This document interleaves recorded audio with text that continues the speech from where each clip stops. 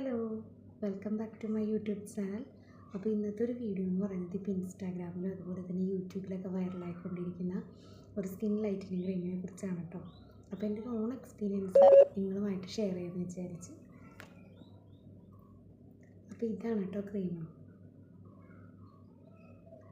ഇത് Koshy care skin lightening ക്രീമാണ് കേട്ടോ.